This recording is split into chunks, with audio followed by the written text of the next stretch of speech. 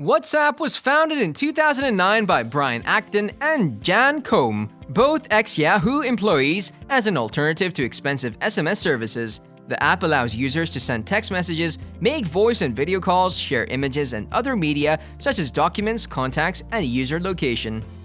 Before starting the video, be sure to smash that like button and subscribe to never miss out on any of our videos. With a reported user base of more than 1.5 billion by February 2018, WhatsApp is one of the most popular messaging applications available today. The best things in life are free, and WhatsApp has striven to stay one of them.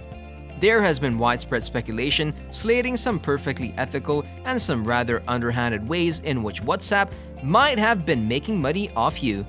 However, none of it had been substantiated by anybody in the closed circuit of WhatsApp. But there's the final word from the horse's mouth, as they've announced that they are testing a system that will be a potential revenue stream to allow businesses to push messages to consumers directly, according to a report by Reuters.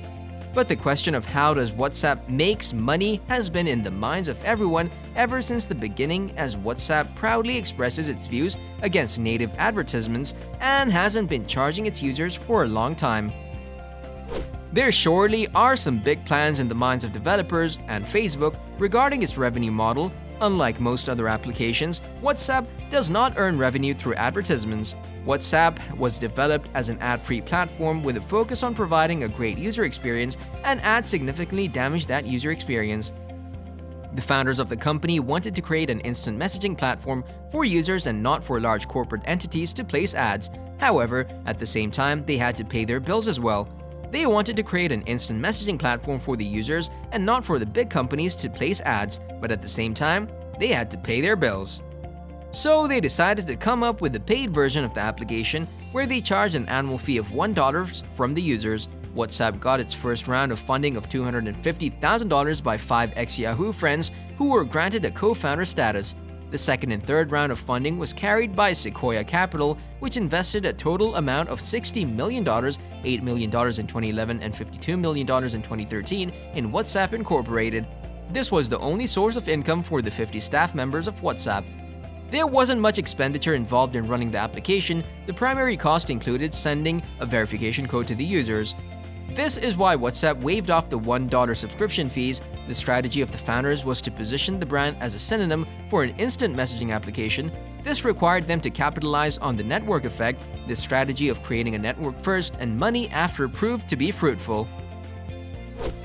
After 2 long years of being wooed by Facebook CEO Mark Zuckerberg, WhatsApp was acquired by Facebook in February 2014 for $19 billion, and all the employees were put to Facebook payrolls, including Koum, which is now a part of Facebook's board.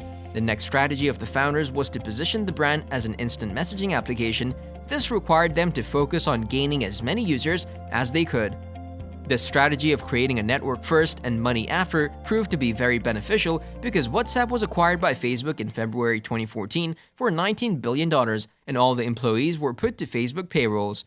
They had announced in January 2016 itself of their plans to experiment with collaborating and charging businesses and organizations that users want to hear from to let them message users through WhatsApp.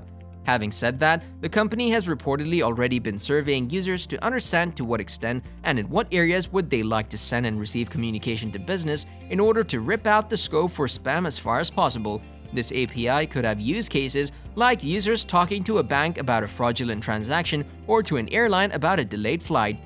One of the businesses involved is Cowler Incorporated, a startup currently in operation in the US, which makes IoT-enabled collars for dairy cows to monitor their activity and, in turn, explore how to improve milk yield. The co-founder, Omar Yas, says that this system would be useful to reach out to customers in remote areas in India, Brazil, and Pakistan, which are potential markets for Cowler, as WhatsApp is a popular means of communication there. They would like to use WhatsApp's messaging service to be able to send automatic alerts from the collars to the farmers for real-time monitoring of the cows.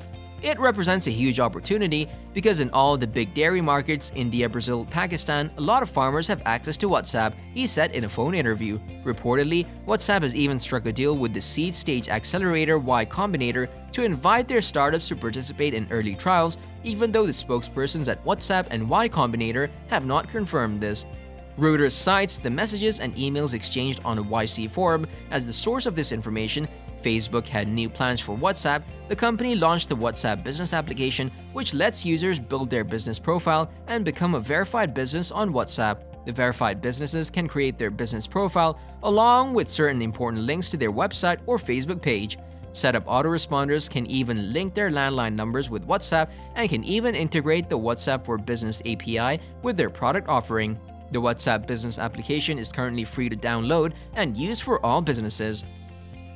WhatsApp, however, makes money through a WhatsApp for Business API. The company extended its business functionality by launching its first revenue-earning product, WhatsApp Business API. Now, if you don't know what an API is and how it works, WhatsApp API lets businesses integrate WhatsApp for Business with their systems to reach out to customers through notifications and deal with their queries automatically. To prevent ad spam, the company restricted the ability to send messages. Businesses can only send messages to people who have contacted them first, but the API will also help them programmatically send shipping confirmations, appointment reminders, or even tickets to their customers. The company is already working successfully with clients like Booking.com, Wish, etc. Now, how does WhatsApp make money through API? Well, WhatsApp has developed a really strategic revenue generation plan for this product. It charges businesses for slow replies. This means that the businesses will be able to respond to messages from users for free for up to 24 hours, but will have to pay a fee for every message sent after 24 hours. The charge is fixed, but is different for different countries. The businesses can also choose to reply manually through their own tool or apps like Zendesk, MessageBird, or Twilio. Facebook, by acquiring WhatsApp, has access to more than 1.5 billion users. Such a massive volume opens the door for revenue at some point, in some form. We'll have to wait and see. It's not about how the app makes money now, it's about whether or not it can make money when the right monetization strategy is put in place. Whether Facebook overpaid for WhatsApp or not, the fact is that the app has a growing revenue stream with tremendous room and potential to grow. Given the app's popularity and user base, WhatsApp has immense potential to generate revenue under the new leadership, which might not be as anti-advertisement as its original founders. For a company that paid $19 billion to acquire the messaging service, Facebook will have its sights on creating a strategy that generates revenue without damaging the sanctity of the app privacy and the zero-ad policy. WhatsApp has even launched its beta WhatsApp business application, which lets users build their business profile and become a verified business on WhatsApp. WhatsApp has introduced a payments option, P2P payments, within the application for Indian users, which will further boost its position in the market and will make it a preferred application for sending money, just like Venmo in the USA. This will further benefit WhatsApp business in the company's biggest market. During the recent F8 conference, Mark Zuckerberg also disclosed his future plans to release the WhatsApp payments feature to the rest of the world pretty soon. This will open gates to many more businesses relying on the platform. The company capitalizing on the network effect. It looks like copying Snapchat's features wasn't just to steal its consumer base. WhatsApp is now planning to copy its revenue-earning strategies as well. According to the Economic Times, the company has plans to let businesses use the status feature, where text, photos, videos, and animated GIFs can be shared for 24 hours to advertise and promote their business.